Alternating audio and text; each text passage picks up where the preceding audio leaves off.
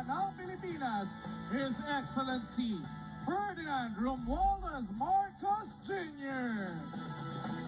Alyansa ng pagkakaisa, alyansa para sa pagunlad, alyansa ng bagong Pilipino, alyansa para sa bagong Pilipinas, pagkakaisa ng damdamit hangarin, alyansa. Maayong gabi kaninyong tanan. Parang in the mood pa rin kayo dahil nakikita ko sa ngiti ninyo, parang Valentine's Day pa rin. Sana ang pagmamahal na ipinapakita natin pag Valentine's Day, wag lang naman sana sa araw ng puso. Dapat araw-araw natin ipinapakita yan. Iyan po ang pangako ng ating mga kandidato. Araw-araw na sila ay nakaupo at nasa posisyon, araw-araw ipapakita nila, ipaparamdam nila ang kanilang pagmamahal para sa Pilipinas.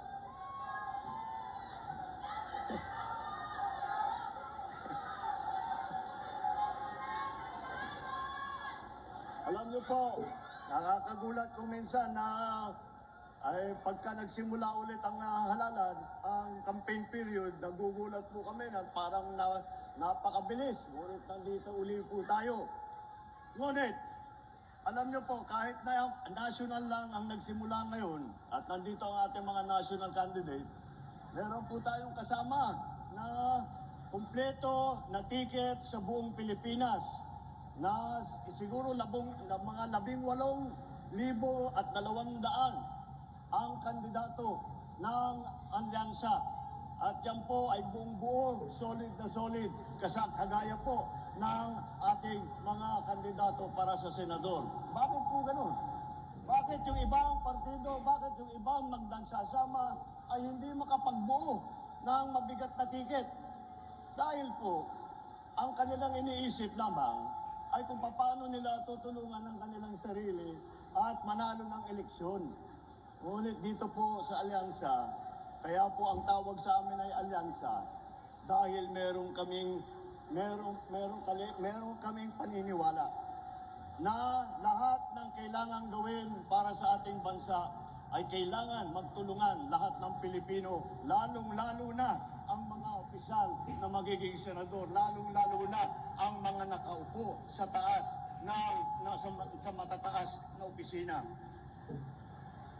Alam niyo po, kung minsan nakikita natin yung ibang partido, hindi sila nagugulat sila, natatakot yata sila sa inyo. Dahil pagka nakita ang line-up ng alyansa, kung ano-ano na sinasabi, narinig lang natin ng isang araw.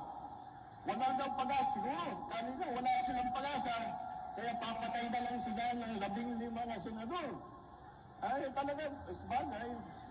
Ang mahirap naman yung ibang tao. Ang iniisip lang nila, ang kaisa-isang solusyon sa lahat ng problema ay pumatay pa ng Pilipino. Nakakapagtaka kung bakit ganun. Ngunit, maintindihan mo rin. Dahil kung ako nga ay nasa kabilang partido at itong mga ito ang kaharap natin, ay bako, mahihirap sasabihin ko mahirap na kampanya ito dahil mabigat ang kalaban.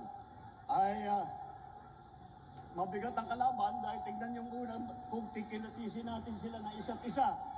Napakatingkad po ng mga record nila, napakaganda ng kanilang mga naging performance sa kanilang iba't ibang inupuan na mga posisyon sa pamahalaan. Kapag naman, kaya isa-isa sila magaling, pinagsama-sama pa natin silang lahat, ay talagang nakakagulat na ang kanilang tibay at lakas. Isipin nyo lang po, dito po sa ticket ng alyansa, 8 po ang naging senador na. Kaya alam na po nila yung trabaho. Sila po, si Senator Cayetano, Senator Lacson, Senator Lapid, Senator Marcos, Senator Pacquiao, Senator Rubilla, Senator Soto, Senator Tolentino. kita nyo naman po, eto mga nakaharap po sa inyo, sila ay sanay na kapag upo nila, pagka naluklok sila sa kanilang hinahabol na posisyon, hindi na po sila magtataka kung ano yung gagawin nila. Hindi na po magtatanong kung kani-kanino, kung anong dapat gawin. Alam na po nila ang trabaho nila. Alam na po nila kung sino kailangan kausapin. Alam na po nila kung ano ang pinakamainam na paraan para mabigyan tayo ng mas magandang serbisyo. At bukod pa ron, hindi po naman, hindi lang naman sa Senado, marami po sa ating mga kandidato ay dumaan din sa mababang kapulungan o sa Kongreso, House of Representatives. Naging congressman po, Congressman Abalos. Naging congressman po, Congressman Binay. Congressman Cayetano, Congressman Marcos, Congressman Pacquiao, Congressman Tulfo, Congressman Villar. Kaya't nakikita mo po ninyo, hasang-hasa na itong ating mga kandidato sa trabaho ng lehislatura. At hindi naman, at iba pa naman, at iba sa kanila, hindi lamang sa lehislatura, kung hindi rin sa cabinet positions. Dahil po, si Secretary Abalos, noong pumasok po kami, siya ay DILG Secretary. At si Erwin Tulfo naman, siya ay hinuwakan niya ng napakagandang performance siya sa DSWD. Si Senator Lacson naman, siya naman ang namuno ng Yolanda Rehabilitation Commission na nagbibigay ng tulong sa lahat ng mga nabiktima sa Yolanda. At si Tolentino ng MMDA, ang una, siya po ay ang MMDA na chairman. At masasabi ko po sa inyo, nung nandun po kami sa Tacloban at nag-aantay kami ng tulong, nag-aantay kami ng dadalhin ng mga gamit, ng mapagkain para sa mga nabiktima.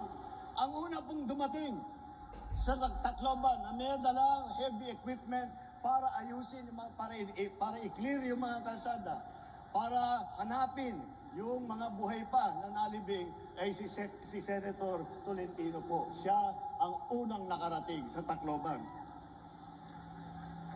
Alam na po nila ang trabaho ng gobyerno mula sa baba hanggang sa taas, hanggang sa kabinete. Alam na po nila kung paano patakbuhin na maganda ang pamahalaan. At hindi lang po yun. Meron din po tayo, mga gobernador na nasa local government. Ay alam niyo po, yung aking kapatid, naging governor po. Governor Jaime Marcos ng Ilocos Norte. Governor Lapid naman ng Pampanga. Governor Bong Revilla ng Cavite. Puro mabibigat na probinsya na nagawa nila ng magagandang progreso. Kasama din ang mga mayor, city mayor po. Dito, kasama rin dito mga city mayor po. Unang-una, si Benhur Abalos po. Matagal na mayor po ng Mandaluyong yan.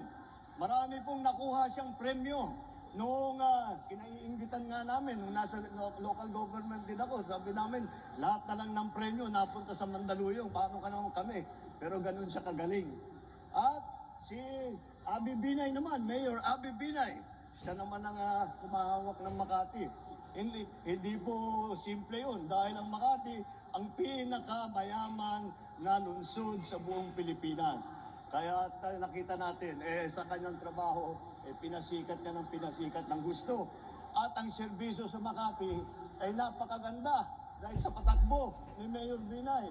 Alam niyo po, halos lahat para sa mga matatanda, para sa lahat na may sakit, libre po lahat. At saka pag umabot ka ng 100 years old, bibigyan ka pa ng cake.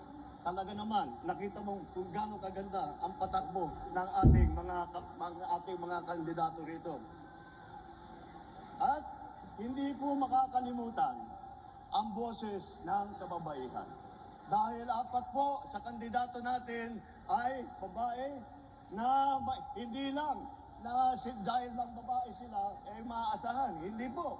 Kilala ko po silang lahat. Lahat po sila ay napakatapang. Sila po ay masigasig na ipaglalaban ang karapatan ng ating mga kababaihan, magkakaroon ng malakas na boses sa Senado para sa kababaihan.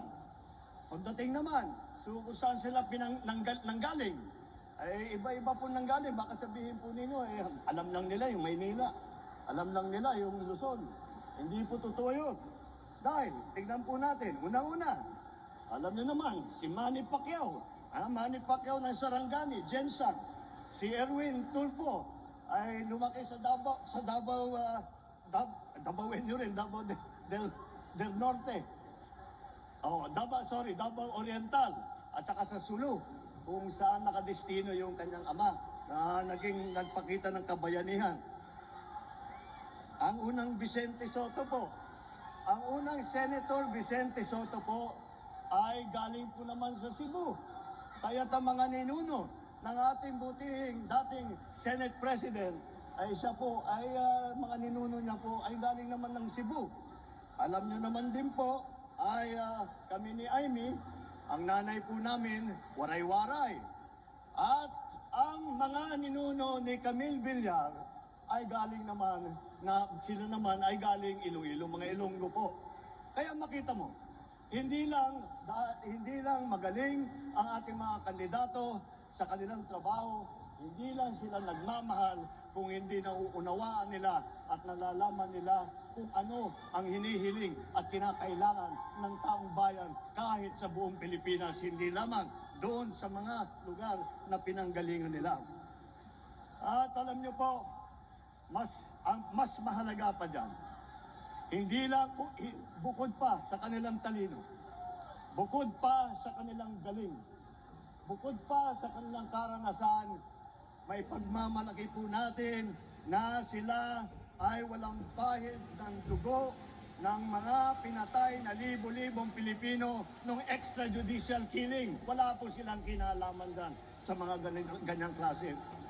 Wala sa kanila ang kasabwat sa pagbubulsa ng sako-sakong pera at pinagsamantalahan ang pandemya at nagbulsa ng maraming pera, pinabayaan na lang na yung ating mga kababayan ay magkasakit o mamatay. Wala rin sa kanila ang sip-sip sa China na tuwang-tuwa, sumisigaw, tuwang-tuwa pagka yung ating mga Coast Guard ay binobomba ng mga malalaking barko. Hindi po sila sumasang-ayon sa mga ginagawa na hinaharang ang ating mangingisda para at ninanakaw ang kanilang huli. Sila pinaglalaban po namin yan. Wala sa kanila ang nagtataguyod ng mga ng sentro ng krimen, sentro ng pagpapalapastangan ng mga kababaihan. Wala po sa kanilang kinalaman yung mahiwagang pogo na ang daming problemang binigay sa atin, ang daming sinaktan ng ating mga kababayan. Tayo ngayon ay humaharap sa ating tinitingnan po natin kung saan ang tutunguan ng Pilipinas. Yan po ang halaga nitong eleksyon po na ito. Ang mahalaga ang eleksyon na ito dahil sa eleksyon ito, sa pagboboto ninyo, mamimili po kayo kung tayo ba ay babalik,